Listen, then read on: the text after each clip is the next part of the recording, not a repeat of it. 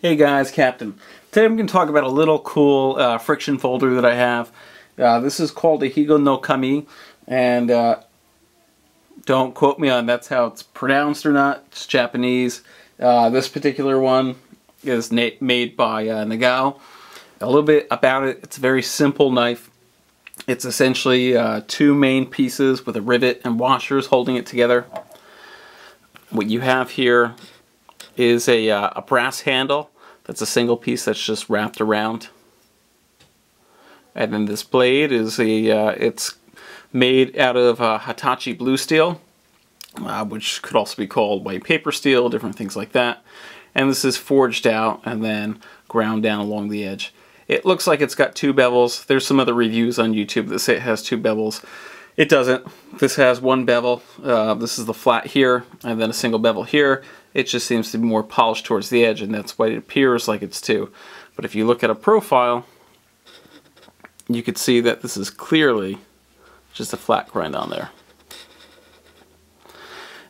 It's all held together with a little rivet right here. That's hand pressed with hand punched brass washers. And you've got this little tap right here, which kind of helps open and close it. So it's a really nice little knife. The whole blade on this it's about 3 inches on this one. And they come in different sizes. And there's different models and things by different makers.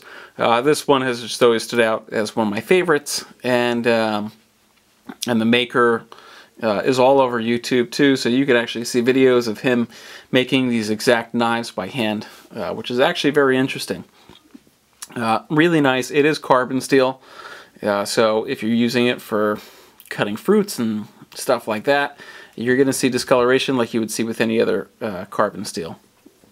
But for like a little pocket knife, I mean, these things are awesome. It's not intimidating to look at, to use in front of people. I usually carry this with some of my other bigger knives that I carry when I'm working. This way I have some sort of alternative when I'm working in front of clients and pulling out a knife. This is a nice alternative for that. It is stamped. I have no idea what it says because I can't read Japanese. But it is stamped on here and it's stamped on the blade. And I believe it's pretty much just a maker's mark on it, who it's made by, or what company it's made by.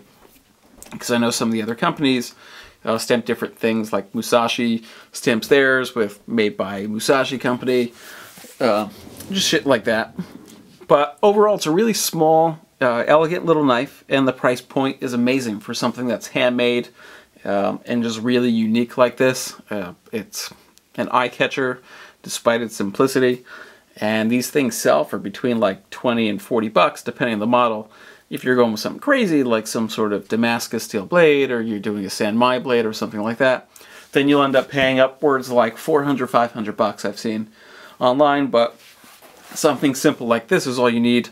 And I think bringing all those other aspects to it, like Damascus and Sanmai and anything like that, is just taking away from the beauty of this blade. This is made just to be a simple folding knife. And that's what it's been for the past couple of centuries. You know, school kids in Japan used to use these to sharpen their pencils. This was like the equivalent to Japan's Boy Scout Swiss Army knife. And just a really interesting piece. And you don't see a lot of them out there. And it is kind of addicting. I found myself playing with this thing all the time. And when it closes, it does close really nice, and it's hidden there. You know, if you want to, you could stick it on your keychain.